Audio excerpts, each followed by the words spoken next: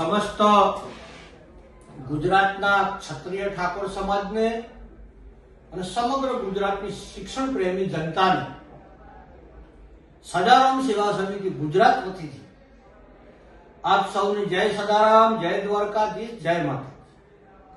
આપણે 6 નવેમ્બરના રોજ હોસ્ટેલનું ભૂમિપૂજન કર્યું અને એ દિવસે સમગ્ર ગુજરાતના સામાજિક આગેવાનો, રાજકીય આગેવાનો, તમામ લોકોએ હાજરી આપી અને હવે હોસ્ટેલની તમામ પ્રકારની મંજૂરીઓ સરકારી મળી ગઈ છે, એટલે એનું કામ ચાલુ કરવાનું છે.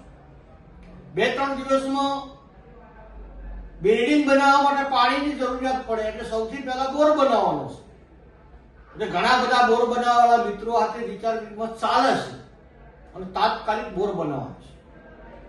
એટલે સમગ્ર ગુજરાતના એક ક્ષત્રિય ઠાકોર સમાજને પ્રથમમાં વિનંતી કરું છું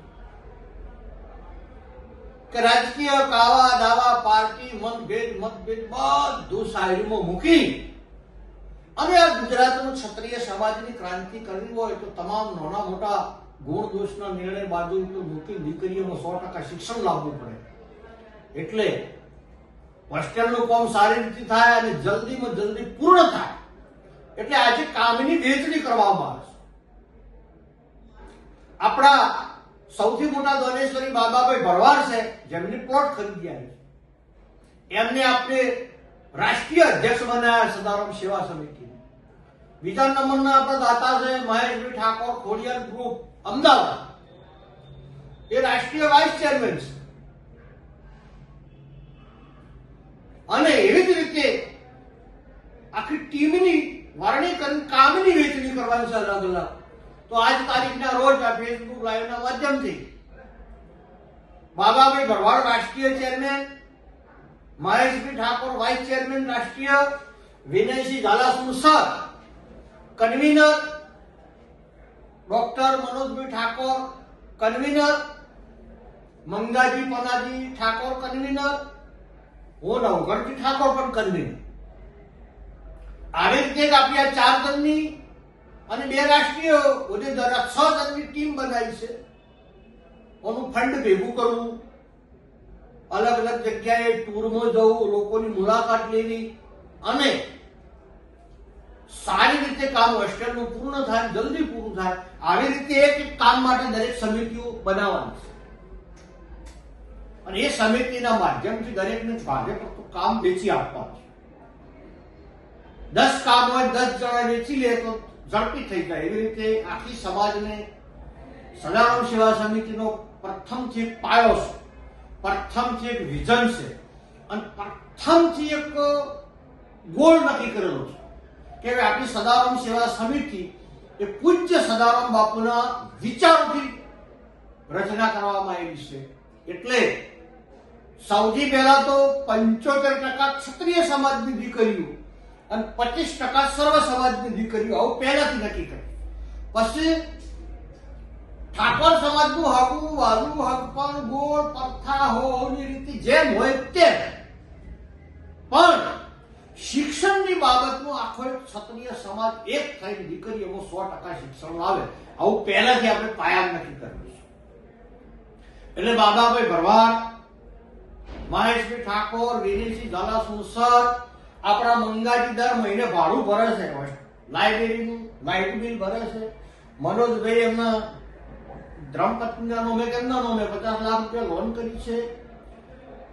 મેં પણ મારાથી બનતું તમામ મહેનત કરી છે, પણ પૈસા ઓછા વધતા આવ્યા છે, પણ ટાઈમ ફૂલ આવ્યો છે. તેવી રીતે ભાઈ મોગજીજી નાયતા ફૂલ ટાઈમ આપે છે. વદનજી વકીલ વારેડા, વિષ્ણુજી ઠાકોર, આવી આખી જે ટીમ છે એ દરેક ટીમના માણસોને આજથી દરેકને અલગ અલગ કામ વેચી આપવાનું છે. બાકીના લોકોને પણ 2-4 દિવસમાં આખી ટીમ ભેગી કરવાની છે. ટીમ ભેગી કરીને એ લોકોને પણ કામ વેચવાના છે. દરેકનું કામ અલગ છે. કોઈ રેખદેખ રાખે, કોઈ પોણી સોટે, કોઈ રોડા લાવે, કોઈ ઇટાલીઓ હરકી કરે, કોઈ દોન ઉઘરાઈ આવે, કોઈ 2-5 માણસો સ્થળ પર હાજર રહે. તો કોઈ વ્યક્તિ આવે તેને ચા પોણી કરે. આવી રીતે આખી આપણી સદારામ સેવા સમિતિની મજબૂતાઈથી ટીમ ઊભી કરી અને ગામડે ગામડે ગ્રાઉન્ડમાં વળગાવવાનું. નાનામાં નાના ઠાકોર સમાજના ઘેર ઠાકોર સમાજનો દીકરો એનું ઘર છોડી અન્ય સમાજના ઘેર ભાગે આવતો હોય ને તો એના બોર ઉપર આપણો સંદેશો પહોંચાડવાનો છે. એટલા માટે રાજકીય રીતે નહીં, આ સમાજને બેઠો કરવા માટે, આ સમાજને અન્ય સમાજની હરોળમાં લઈ જવા માટે શિક્ષણનો સંદેશો ગુજરાતના હર પરિવાર સુધી જવો જોઈએ. આ જ વિઝન સાથે સદારામ સેવા સમિતિનું કામ આગળ વધારવાનું છે. રાજકીય રીતે જેની વિચારધારા જે હોય, કોંગ્રેસને માનતું હોય કોંગ્રેસને માને, ભાજપને માનતું હોય ભાજપને માને, આમ આદમી પાર્ટીનું જેને જે માનતું હોય માને, એની વિચારસરણી છે. પણ સદારામ સેવા સમિતિનું એક જ નિશાન, એક જ વિઝન, ગુજરાતમાં ક્ષત્રિય ઠાકોર સમાજની દીકરીઓમાં 100% શિક્ષણ લાવવું. આગામી 10 વર્ષની અંદર આ ગુજરાતમાં આ સમાજની ક્રાંતિ કરવી, આ વિઝન સાથે આગળ વધવાનું છે. કાલ ઉઠી લોકો એવી ટીકા કરે કે આ ભાઈ ફોરમ ભર્યું, ઢેકણા ભાઈ ફોરમ ભરી, એમની વિચારધારા છે. સમાજનું કામ કરે એવું બંધો નથી હોતો કે જો ફોરમ ના ભરવરાય. એની સરપંચની કેપેસિટી હોય સરપંચમાં ભરે, તાલુકા પંચાયતની કેપેસિટી હોય તાલુકા પંચાયતમાં ભરે, જિલ્લા પંચાયતની કેપેસિટી હોય જિલ્લા પંચાયતમાં ભરે, સંસદની કેપેસિટી હોય સંસદમાં ભરે. એમાં આપણને શું વાંધો છે? જેની કેપેસિટી, જેની આર્થિકતા, જેની જોડે ધન સંપત્તિ હોય એ ગમે અહીંયા ફોરમ ભરે, ભારત દેશમાં ગમે અહીંયા ફરવા જાય. એટલે એ હોવાનો પ્રશ્ન વિષય છે. પણ આપણો વિઝન એક જ, ચારે ચાર કન્વીનરો બાબાભાઈ, મહેશભાઈ, બાકીના મેં જે નામ લીધે સદારામ સેવા સમિતિમાં જે લોકોએ ભોગ આવ્યો છે, આ સોની સાથે જોડાયેલા છે, એ 10-15 દિવસની અંદર ફરીવાર આખી સમિતિ ભેગી કરી અને દરેક વ્યક્તિનું કામ વેચી આવવાનું છે. એટલે અને સમસ્ત ગુજરાતના ઠાકોર સમાજને પણ વિનંતી કરું છું કે ભાઈ સદારામ સેવા સમિતિમાં જોડો, મજબૂતાઈથી જોડો, વિચારથી જોડો. તમારી જોડે પૈસા હોય ના હોય, પૈસાનો કોઈ મતલબ નથી. શ્રમદાન કરી શકાય, મીડિયાના માધ્યમથી પ્રચાર કરી શકાય, કામ ચાલતું હોય તો કોઈ યુટ્યુબ પર આવી શકાય, રેતી ઉપર આવી શકાય, પાણી છોટવા આવી શકાય. તમારી જે બને સહયોગ કરો.